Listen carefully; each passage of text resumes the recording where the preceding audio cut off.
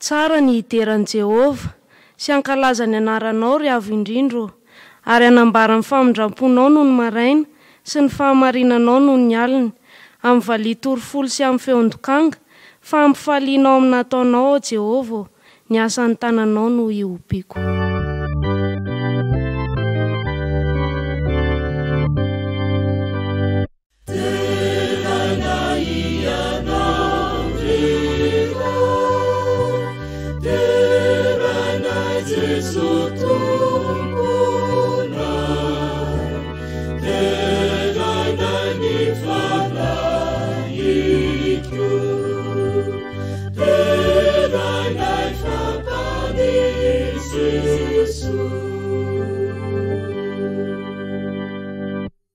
Ivavaka isika toko. Rainay tsara indrindra any an-danitro, amin'izao ora masin'ny sabata izao no manatrika manantona ny seza fiandriananao izahay. Fantatray fa efa miaino sy mijery anay ianao, fa izahay kosa Tompo, amboary ny fonay, ny sainay, ny fanahinay, mba ho vonina hanatrika anao, mba ho vonina andre ny feonao, mba ho vonina hahita ny tavanao. Angatanay amin'ny anaran'i Kristy ny vavaka. Amen.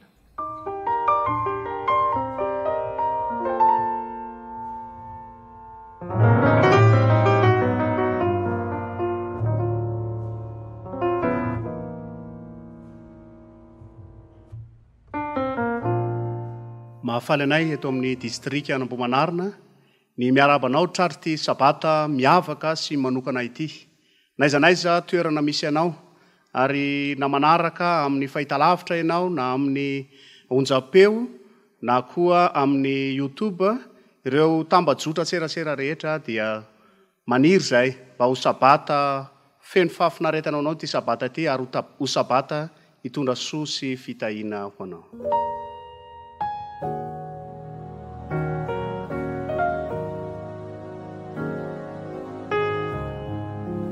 Ho fideratsika an'Andriamanitra ary amin'izao sabata izao dia andeha araka ataontsika ny hira fa 400.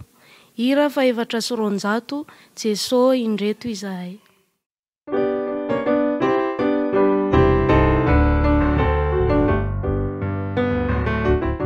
Jesosy indreto izahay mpanompona, avy ankalaza sy hanazanao izay. Now ni sautriza ya terena ya niu, kani vavakale mavali. Azavela na urera kiza,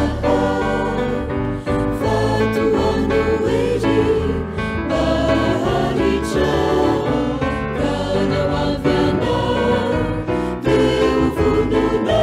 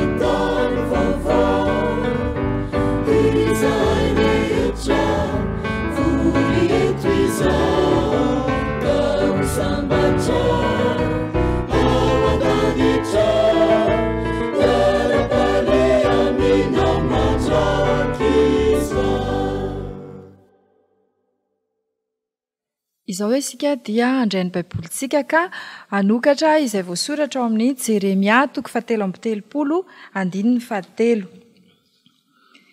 Jeremia 7:7. Rehefa vita izay dia ho tohizantsika ao amin'ny Matio 1:20 hatramin'ny 1:30. Matio 1:20 hatramin'ny 1:30. Rehefa hitantsika dia ho vakitsika amin'ny anaran'i Jesosy.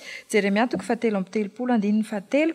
Antsoy aho dia ho valiako ianao ka ampisehoko zavatra lehibe sy sarim-pantarina izay tsy fantatrao. Matio 1:20 hatramin'ny 1:30.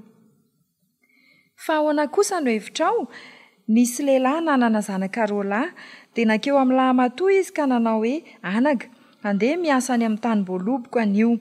Fa namary izy ka nanao hoe tsy andeha aho, nefa no ny afaka izany dia nanenina izy ka nandeha ihany. Dia nankeo amin'ny faralahy izy ka anteny toy izany koa, ary izy namaly ka nanao hoe andeha aho, tompoko, kanjo tsy nandeha izy. Ka iza moa amin'izy mirahalahy no nanao ny sitrapony ny rainy? Hoy izy ny lahy matoa. Dia hoy Jesosy taminy, lazaiko aminareo marina tokoa fa ny mpamory hetra sy ny vehivavy janga efa mialoha anareo ho any amin'ny fanjakan'Andriamanitra. Hotahinana ny teny asoa ny fanahintsika tsirairay. Amen.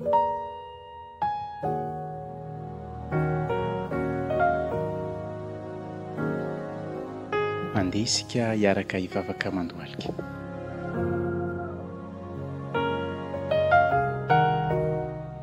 Jehova arainay tsara sy masina indrindro, dia raha sy laza ary voninahitra anao sandratra eo anao amin'izao sabata masina izao.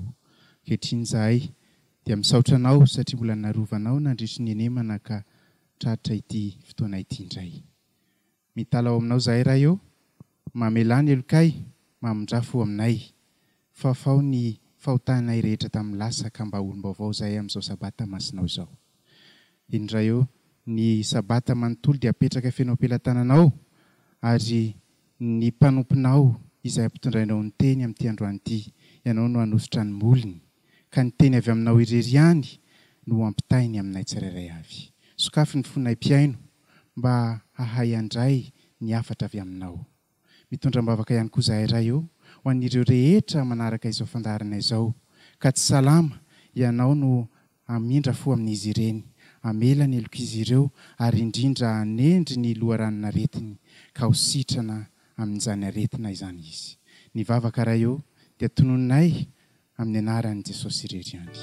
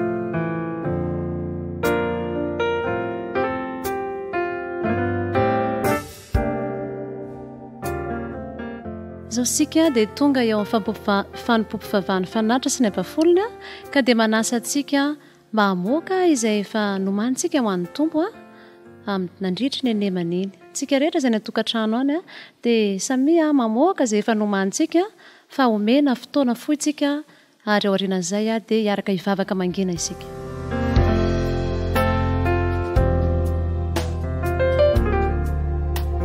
Hiara hivavaka isika.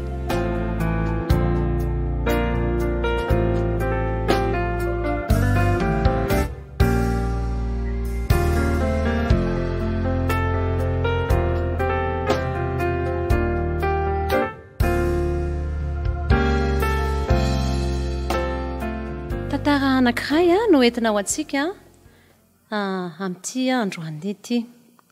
Nampitondraina ny lohateny izy ity hoe mametraka an'Andriamanitra ho lohalaharana IS sy Rowena Santos. IS sy Rowena dia avy any Filipina izy ireo. Mpiasa-panjakana izy ireo ary nifototra tamin'izany.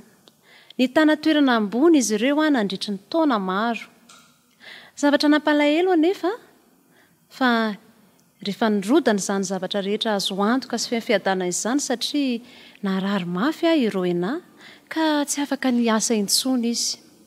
Tsy nanana safidy IS fa tsy maintsy ametra-pelana ka dia karakara ilay vadiny.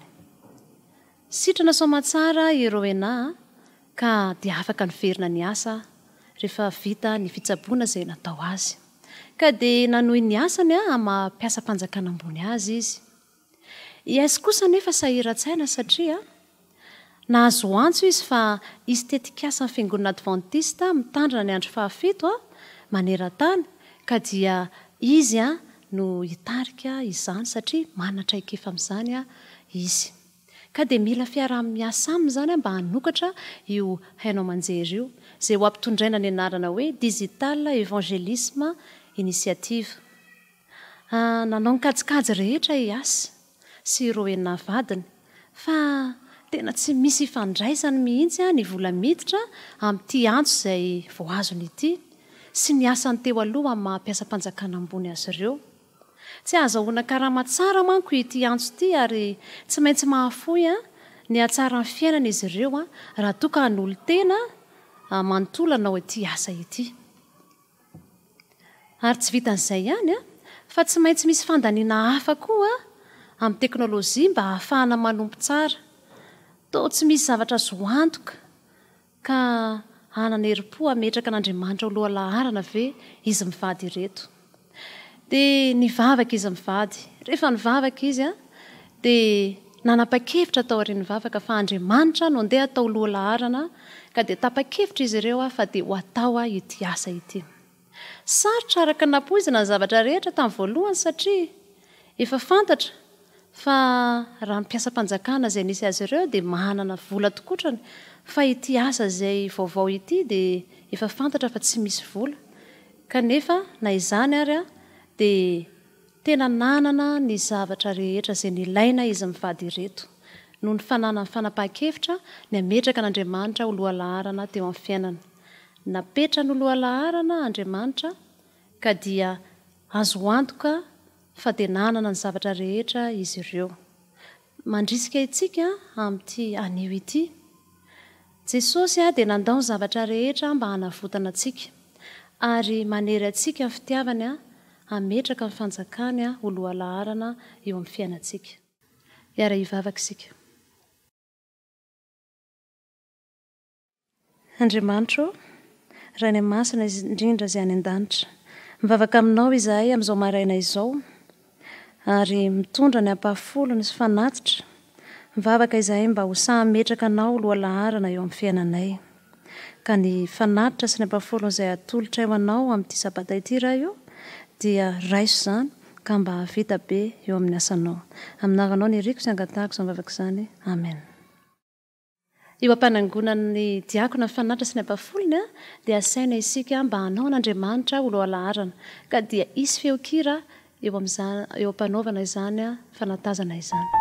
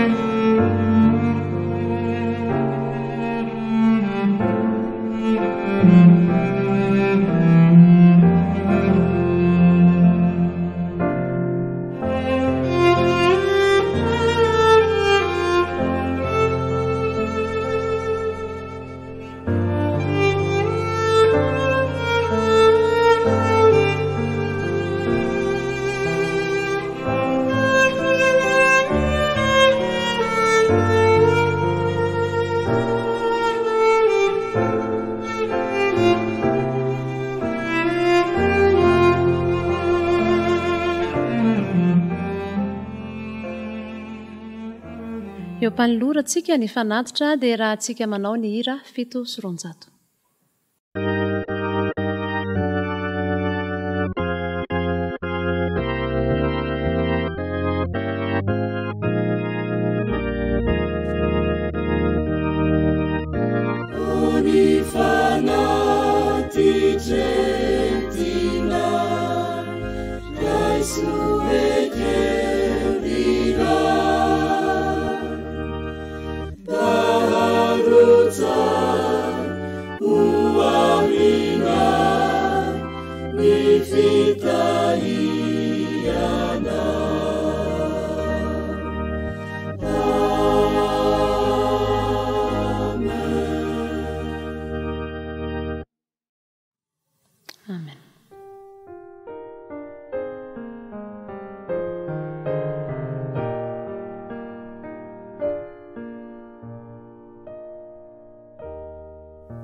Tonga eto amin'ny fotoanan'ny ankizy tsika rakisa ka noho izany dia manasa antsika rehetra hiaraka hitsangana hanao ny hira ora mamy.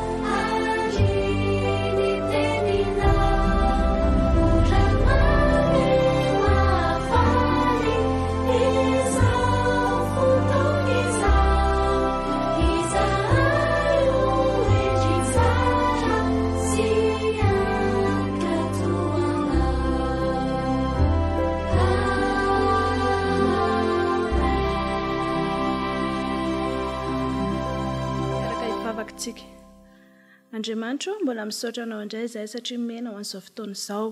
Ampio izahay ankizy rehetra mba hanana fahalianana amin'izany toriteny izany. Tonononay amin'ny aran'i Jesosy avavaka izany. Amen. Ny toritentsika androandro ankizy dia mitondra ny lohateny hoe fantsom-pitahiana ho an'ny hafa. Tantarana ankizy kely anankiroa no resahantsika. I Marguerite sy i Nevo. Iza ny ankizy kely 7 taona ny tokantrano any mba hatsangana ny tanana. Ary ny 7 taona kosa hatsangana indray ny tanana. I Marguerite dia 7 taona ary Nevo kosa 7 taona.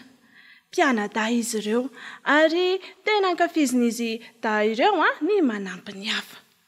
Rehefa mandeha mianatra dia miara mandeha mianatra izy da. Rehefa mody koa dia miara mandeha mody hatrany.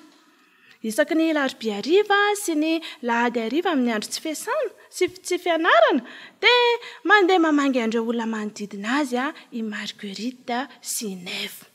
Dia mandondona ao amin'ny tokantrano rehetra manodidina azy izy. Misy olon-dehibe ao, misy ankizy ao fa vanginy daholo izy ireny. Rehefa mandeha any amin'ireny olona ireny izy dia inona ho ianareo ny ataony? Mitondra mbavaka izy ary manampy ihany koa. Indray mandeha dia tojo rangahy lehibe anankiray izy ingia parsona izany. Rehefa nakao amin'ny ingia parsona izy dia odio manahoana ianao ingia parsona. Tonga izahay hamangy ianao indray. Arak'ilay fotoana efa hifanomezantsika e. Hay, ho ingia parsona mandrosinareo mianadahy avy ary. Inona ny ataoko anareo mianadahy? Hitondra mbavaka anao izay ingia parsona. Dia androany mba mangataka aminao izahay hoe misy antom-bavaka manokana ve mba tianao entina mbavaka? Eno ingia parsona. Ny zanako izay any ampitan-dranomasina any dia tsy salama ankehitriny. Mangataka aminareo mianadahy mba hivavaka ho anazy. Endry ingia parsona. Ofa hoentina mbavaka foana isan'andro. ary akoatran'izay inona ny afaka anampiana ianao fa fana ve ny tranony ingaparsona sa hotondrana ny voninkazo teo ingaparsona dia nandona foana azy tsara mihitsiny izany teny izany ahoana hoe amafany tranoko ve ianareo eo ary tena efa ela tokoa ny tsy mifafany tranoko satria tsy vitako izany rakizy miasa saina mafy amin'izany zanako marary any ampitan-dranomasina izany tena nampy azy Marguerite sy Nevo ary isan'andro dia mitondra mbavaka ny zanaka ingaparsona izy ireo mariana fa i Marguerite sy Nevo dia zanak'olona somary sahirakirana satria mpanasa lamba ny asan'ny mamany dia efa maty efa ela kosa ny dadany Marguerite sy Nevo ndray andro anefa dia tojo olana izy narary mafy ineniny Marguerite sy Nevo rehefa nandeha nakany amin'ny dokotera dia izao no lazain'ny dokotera hoe tsy maintsy miditra hopitaly ity renim-pianakaviana ity fa raha tsy izany dia ho faty tsy ho ela izy nangovotra teo Marguerite sy Nevo Marguerite inona izany ny atao amin'izany ho faty ve neny dia ahoana izany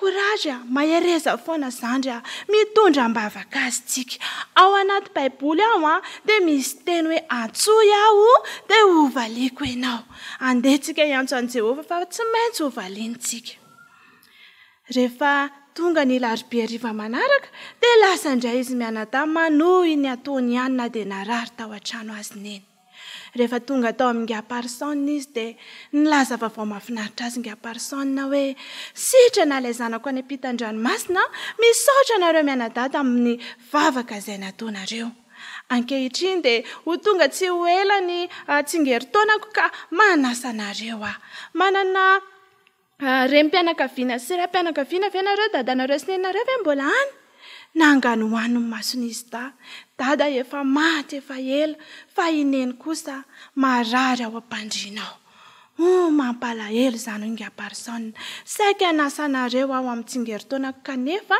noho izany indrindra dia andao ary no jerentsika izany renareo izay marary izany ingaparsona efa nandeha tany amin'ny dokoterana izahay tena marary izy ary tokony hiditra hopitaly tsy manam-bola izahay ka manantena fa ositranin'i Jesosy izy tadidinareo moa hoy ingaparsona tamin'izy mianadahy nareo mianadahy no niteny amiko hoe atsoy aho dia hovaliako ianao izay ny tenin'i Jehovah dia nivavaka ho an'ny zanako tany ampitan-dranomasina ianareo dia sitrana izy ankehitriny marary andreninareo andao isika andeha ho any tokantranonareo hitondra mbavaka ihany koa tena andeha nakany tokantranony Marguerite sy Nevo ingaparsona rehefa tonga tany dia nivavaka ry zareo ary ihany koa nanome an'izay fanafody tokony ilaina rehetra ingaparsona tsy ela akory dia sitrana ineny ary niarany iriarindray izy telo mianaka isika ihany koa rakizy aoka mba ho fantsopitahiana mitovy amin'ny Marguerite sy Nevo any amin'ny tokantrano izay misy atsika any amin'ny toerana izay misy atsika any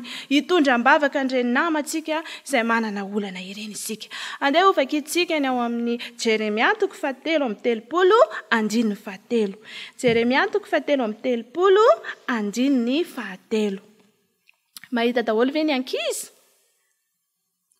andeha ho vakitsika amin'ny anaran'i Jesosy antsoy aho dia hovaliako ianao ka ampisehoko zavatra lehibe sy sarim-patarina izay tsy fantatrao andeha eo antsika mbavaka izany toriteny ho an'ny ankizy izany vavaka isika Andriamanitra misaotra anao indray izay nanomezanao anay ny havatriny mangataka aminao izay hamelany tsy famendrehana rehetra tamin'ny lasa ary ampio izay ankizy tsirairay avy mba ho fantsopitahiana ho an'ny hafa fa tonononay sy angatany amin'ny anaran'i Jesosy izany vavaka izany amen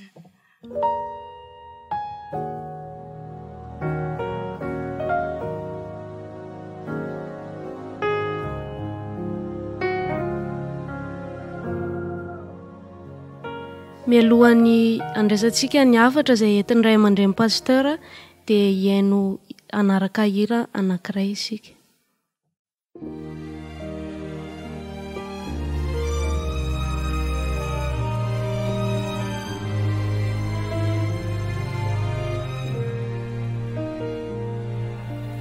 Sesumyan suara wisa, kamaduna pun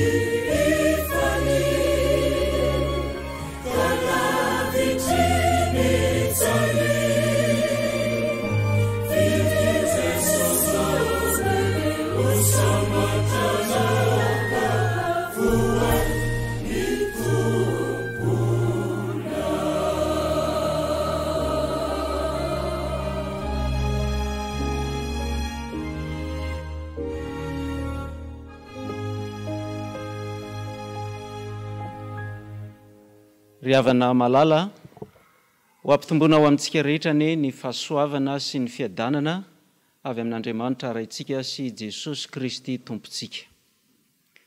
Nandamina Andriamanitra dia tafaraka amin'ny alalan'izao fandaharana izao isika amin'ity ora-masiny sabata ity, ary inoko fa ho fotoana voatay ho anao, ho fotoana voatay ho atsika izao fotoana manokana izay rahantsika eto izao. Manaiky ny sitrapon'Andriamanitra. Melohan'ny jerentsika n'izay loha hevitra izay dia manasanao mba hanondrika ny lohanao, anakipy ny masonao, hivavaka isika. Andriamanitra, maniry ny andre ny feonao izahay, koa dia mitenena Jehovah fa miaino izahay mpanomponao. Tononoko amin'ny anaran'i Kristy izany vavaka izany. Amen. Ry havana malala, inoko fa ny maro amintsika, angamba aza mety isika rehetra mihitsy, efa nanao an'izany fanandramana fiarahana amin'Andriamanitra hoe nahazo valim-bavaka izany. Ny vavaka dia nohenoiny Andriamanitra ny vavaka. Angamba koa mety efa nisy teo amin'ny fiainanao ny vavaka, kanefa dia hatramin'izao ohatra ny mbola tsy tsapanao hoe novalian'Andriamanitra ve izany vavaka izay nataonao izany. Androany dia resaka aminao fanandramana anankiray izay nilalovan'ny lehilahy anankiray, dia tsy iza fa Jesosy Kristy, ilay tompontsika, ilay tompony tompo, ilay mpanjaka ny mpanjaka, izany no anarana ilazany soratra masina azy. Ny vavaka izy indray mandeha, ary tsy novalian'Andriamanitra ny vavaka izay nataony. Tsy ohatra n'ilay hitantsika hoe tsy novalian'Andriamanitra io fa mbola mahareta amin'ny fivavahana fa mbola ho valian'Andriamanitra io ndray androany. Tena tsy nahazo valim-bavaka Jesosy, ilay zanak'Andriamanitra, ilay tian'Andriamanitra, ilay zanaka malalany. Zao no vakitsika eo amin'ny liko atoko fa 12 dia ny 220. Liko atoko fa 12 dia ny 220. Raikio, raha sitrakao dia sory amiko ity kapoaka ity, nefa aoka tsy ny sitrapoko aneny atao fa ny anao. Raha mamaky an'io teny io tsika ry havana malala, mamelovelo any am-pontsika any hoe Jesosy ve lay mpanjakatsika, lay tompony tompo sy mpanjaka ny mpanjaka, lay izy no nahariana ny zavatra rehetra, no manonona fehezanteny mitalao, mitaraina mibavaka ohatran'izany. Raika eo, raha mbola mba azo atao, raha mbola mba azo atao dia aoka mba hoe sorona amiko zao toe-javatra zao, mafy loatra amiko zao.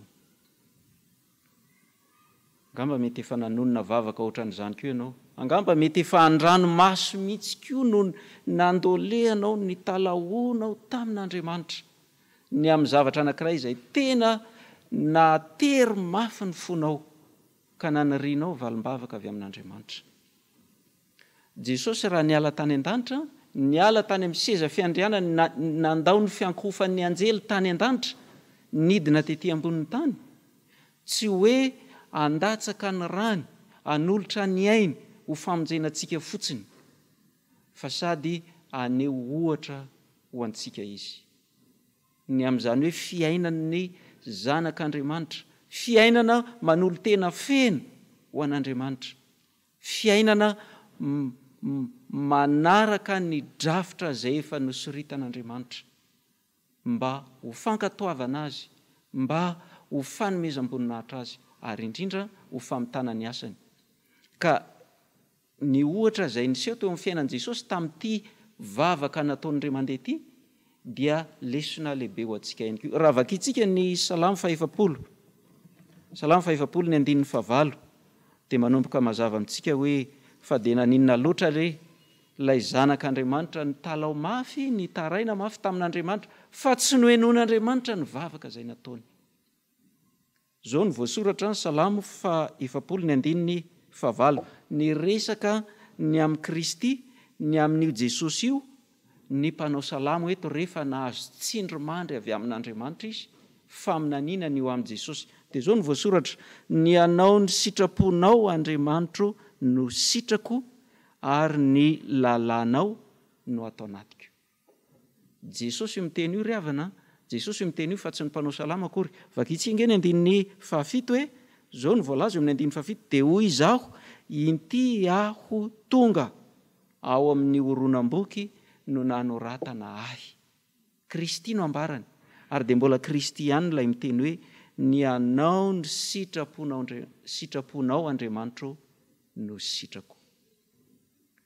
Raha fitinina Jesosy dia nilefitra tanteraka teo amin'ny sitrapon'Andriamanitra. Nisy toe-javatra manokana izay nolalovany teo, ilioka ny vakitsika teo, fa toy izao ny anamafisany Matio azy ao amin'ny filazantsarany Matio, miresaka any amin'io Jesosy tao Getsemaneo ihany, 4:20, dia vakitsika nge ny 1:7 hoe, azafady ny 2:7, Matio 4:20, ny 2:7, dia nandefa nyroany izy ka nivavaka hoe raika eo, raha tsy azo esorina ity fa tsy maintsy hosotroko, dia aoka ny sitraponao no atao. Nivavaka Jesosy, nitalao izy mba ho esorina aminy zany entana mavesatra izay nitondrany, nilonjehitra teo aminy, ny fahotany zao tontolo zao, nanomboka hatrany amin'ny olombelona voalohany indrindra dia Adama sy Eva, ary hatrany amin'ny izay mbola olombelona ho farany indrindra amin'ny tantarany tany, nentiny Jesosy tamin'io fotoana io avokoa ny fahotan'ny olona rehetra izay fantatra teo amin'ny tantarany tany. Mafy tamin'io, ary natonga azy nitaraina hoe raika eo, raha mba azo atao, esory amiko ty. Kanefa dia novakitsika teo, fa vonina izy, raha tsy maintsy hosotroiko, raha tsy azo esoriny ity, dia aoka ny sitraponao no atao. Ry havana malala, mipetraka amintsika ny fanontaniana, za ve mba vonina ny anaiky ny sitrapon'Andriamanitra tahaka izany? Za ve araka ny ohatra naseho ny tompoko, ilay zokiko lahy matoa, vonina ny anaiky an'Andriamanitra. Zao mantsy aoka ho tsahivyntsika tsara fa isika dia tsy endry noho Andriamanitra. Isika dia olombelona voafetra fa Andriamanitra no tsy voafetra. Andriamanitra ilay tompo ny fahendrena rehetra. Raha tsy anaiky ilefitra amin'ny sitrapon'Andriamanitra dia ohatra ny teny amin'Andriamanitra zany manao hoe Andriamanitra izaho koa mba manana ny fahendreko ihany, ka amin'ny lafin'ny sasany dia ekeko ianao, fa amin'ny lafin'ny sasany za endry kokoa noho ianao. Rehefa malala tsy afaka ny hanana n'izany fiambona diso tafahoatra zany isika. Andriamanitra ilay tsy mety diso, Andriamanitra ilay tompon'ny fahendrena rehetra, mahafantatra mihoatra lavitra noho izaho, mahafantatra mihoatra lavitra noho ianao. Zay mahasoa mahasoa anao, mahasoa atsika, mahasoa ny olombelona rehetra. Ka raha Andriamanitra no nandamina ny fiainantsika, ny anjarantsika dia milefitra eo amin'ny sitrapony. Rehefa nanolo tena ho azy nanolo tena ho azy isika, nanolo tena mba ho tompontsika izy, mba ho andriamanitsika izy, dikan'izay dia manaiky ny sitrapony rehetra isika, amin'ny fotoana rehetra, amin'ny toe-javatra rehetra, amin'ny zavatra miseho eo amin'ny fiainako rehetra, dia ekeko ny sitrapon'Andriamanitra. Indraindray amin'ny maha olombelona dia mafy amintsika izany.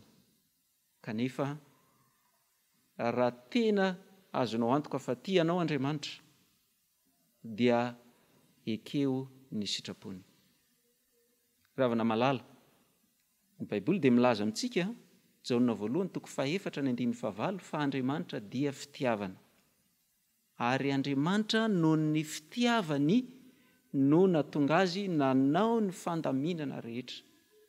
Ka raha misalasala ny anaraka ny sitrapon'Andriamanitra isika, dia dikan'izay misalasala ihany koa ny amin'ny fitiavan'Andriamanitra. Misalasala. Nomen'Andriamanitra antsika ny zavatra rehetra hatramin'ny zanany lahy tokana. Zao no voasoratra amin'ny Romanina 5 dia ny 2:12. Romanina 5 ny 2:12, izay inoko fa maro amintsika nefa nandre farafaratsy ny indre mandeha nyity teny ity nandalo teo amin'ny sofintsika. Romanina 5 ny 2:12 vakitsika amin'ny anaran'i Jesosy, zay tsy niaro ny zanany lahy fa natolo ny hamonjy antsika rehetra izy, tsy omeny antsika miaraka amin'ny maimaim-poana koa va ny zavatra rehetra. Ny zanany aza tsy narovany tamintsika. Noho izany ny zavatra rehetra zay ilain'ny fiainantsika, ilaintsika mahazanak'Andriamanitra antsika, omen'Andriamanitra antsika maimaim-poana noho ny fitiavany. Raha misalasala ny amin'ny fitiavan'Andriamanitra ianao, ny azo antoka dia zao, manao zavatra tsy rariny amin'Andriamanitra. Ny olona anankiray rehefa manomboka misalasala izy, na fantatra izy, na andrehany zany tenin'Andriamanitra zany izy, fantany tsara fa nomena Jesosy toy izao no nitiavan'Andriamanitra azy, nomen'Andriamanitra azy ilay zanany lahy tokana, mba tsy ho very izy, fa mba ho afaka andova fiainana mandrakizay. Fa rehefa tonga ny fotoana, na dia atao hoe ampahany kely eo amin'ny fiainako ihany aza no misalasala amin'izay fitiavan'Andriamanitra izay, manao zavatra tsy rariny eo amin'Andriamanitra, tahaka ny ray aman-dreny izay efa nanao ny zavatra rehetra mba hitiavany zanany, kanefa dia indrisy fa ny faharesen-dahatra any am-pony io zanany io dia zao tsy tia azy ny ray aman-dreny. Araka ny hevitra ao, tsy alahelo ve ny ray aman-dreny amin'izany? Tsy ahavaky fo ny ray aman-dreny ve izany? Dia ohatra n'izany koa isika, ohatra n'izany koa Andriamanitra. Ry havana, raha vao misalasala ny amin'ny fitiavan'Andriamanitra isika, dia tsy ankasitrahan'Andriamanitra izany, ary manao zavatra tsy tsara eo anatrehan'Andriamanitra isika. Raha tsy nivalian'Andriamanitra eo no eo ny vavaka nataonao, dia aoka ho azonao antoka fa noho ny fitiavan'Andriamanitra anao izany. Asa na efa henonao fa vehivavy mpanompon'Andriamanitra anankiray, vadiny Ngay Biligrama, mpitory teny fanta-daza manera-tany, dia nanao fanambarana indray mandeha hoe raha ny valian'Andriamanitra daholo ny vavaka rehetra nataoko dia lasa tafanambady lehilahy zay tsy nakasitrahany foko aho. Izy amin'io efa vadiny nga biligrama. Tsy voalaza ny ampahany ny antsipiria ny kasika an'izay fanambarana izay, fa raha itsika ny maminavinana izany dia zao angamba nisy olona ambany riny ny fony mba ho andefy mandriny tamin'izany fotoana izany, dia nentiny ambavaka nitolomany ambavaka tamin'Andriamanitra, dia nanao fanambarana izy hoe soa ihany fa tsy nivalian'Andriamanitra izay vavaka izay, fa raha nivaly izay vavaka izay dia lasa olona tsy nakasitrahany foko no lasa vadiko.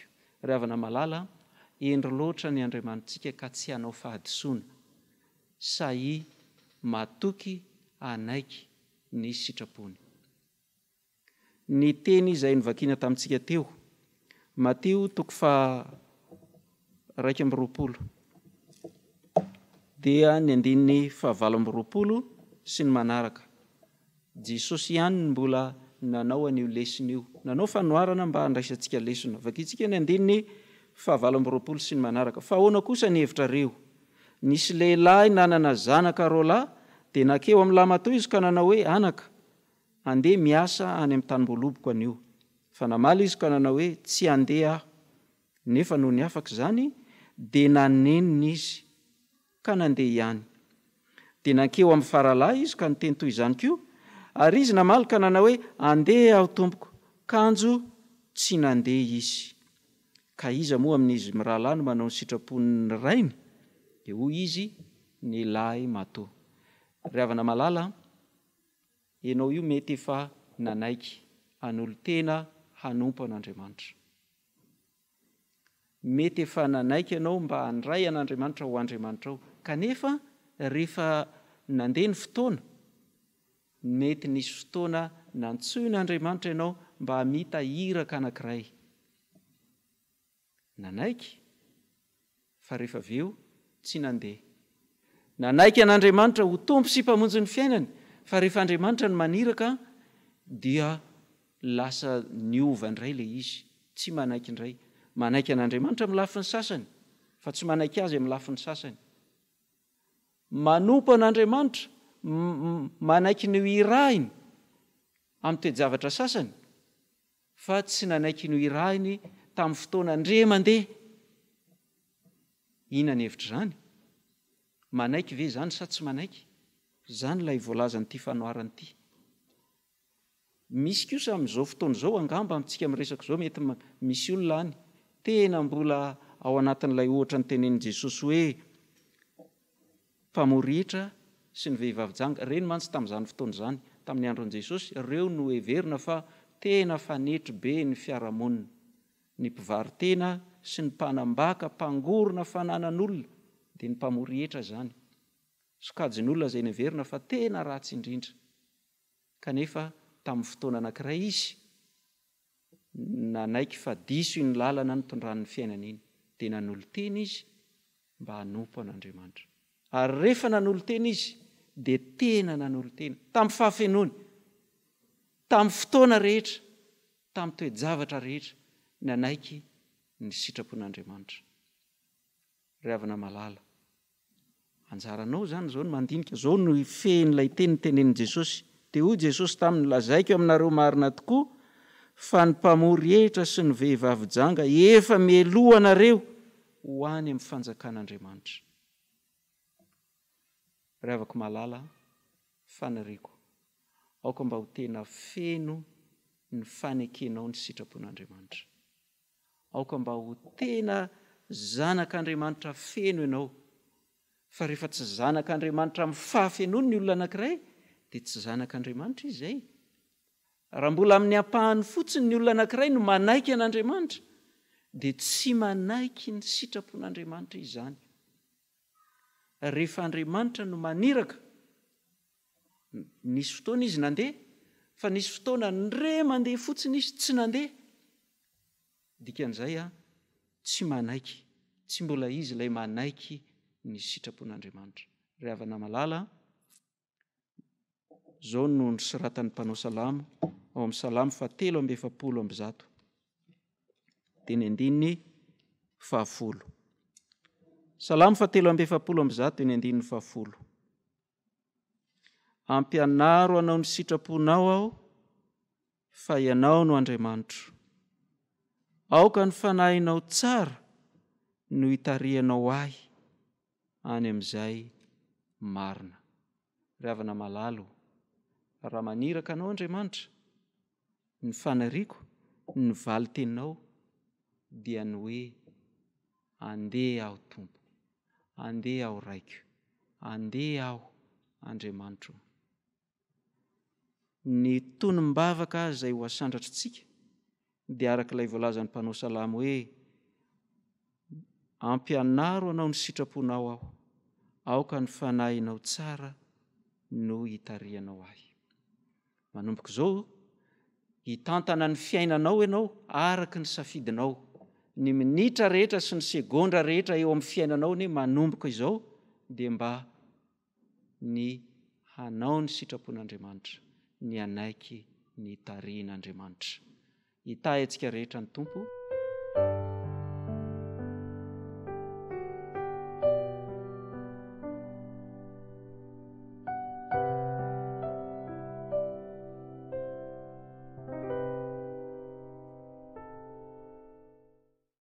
Ho famaranantsika izao fotoana izao dia hiaraka ataontsika ny hira 7:700 ekeko ry Tompo malala. Ekeko ry Tompo malalo, milahatry izay vitanao. Ekeko ry Tompo ty fanatao anitsinidy, izay nanome fahoriana sy naorioriny fo, irazay nitondra faliana, ekeko ayavoko.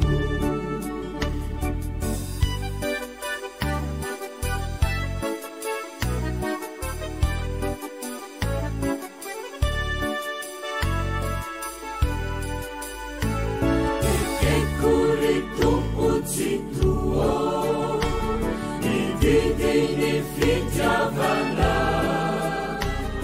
ekeko toko satria anitsiniditiany, naenjana totsy ho vita, androso tsy mahana, hitarika hayo tafita, ekeko fafitiavana. Ekeko ry Tompo ny foko, itory ny fitiavana, namora nasarotra hitekiza rehetriza, nawaingana nambolomela, andro iverenana, izao Tompo tsy amela, ny afaty izay nomena, nawaingana namboloela, ny andro iverenana, izao Tompo tsy amela, ny afaty izay nomena.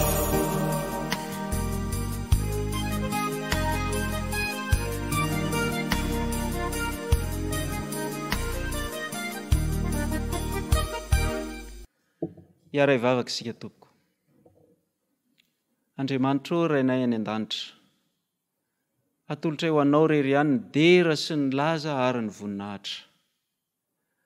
Atolotra anao Tompo ny haja feno satria ianao no Andriamanitray. Ary manomboka izao, ampianaro hanao ny sitraponao izahay. Fohy ny fisainanay, ary indraindray aza dia sahy mandahy anao, mandahanao na ankolaka na mivantana izahay. Andriamanitro, ifonanay taminao ny zavatra rehetra izay efa vita tamin'ny lasa, fa manomboka eto angatanay ny fanainao masina no mba hitarianao anay mba handeha araka ny sitraponao. Maniry ny hompanome voninahitra anao feno izahay. Maniry ny anaiky ny sitraponao feno izahay. Maniry ny hanompo anao handeha ho iraka ao amin'ny fomba feno tsy mizarazara izahay. Ka dia angatanay nao mba hanampy anay atateraka an'izany eo amin'ny andro sisa rehetra izay mbola omenao anay. Dia hitay ny zanakao rehetra izay manaraka n'izao fandarana izao ane ianao, ary ho tanterahanao amin'izy ireo ane ny tsodranao izay tononona manao hoe ary ny fiadanan'Andriamanitra ane hiaro ny fonareo sy ny hevitrareo, ka mba samy ho hita hijoro tsy manan-tsiny eo anatrehan'i Jesosy Kristy Tompo amin'ny fiavinany ny tsirairay avy aminareo. Tononona sy angatahana amin'ny anaran'i Kristy mivavaka. Amen.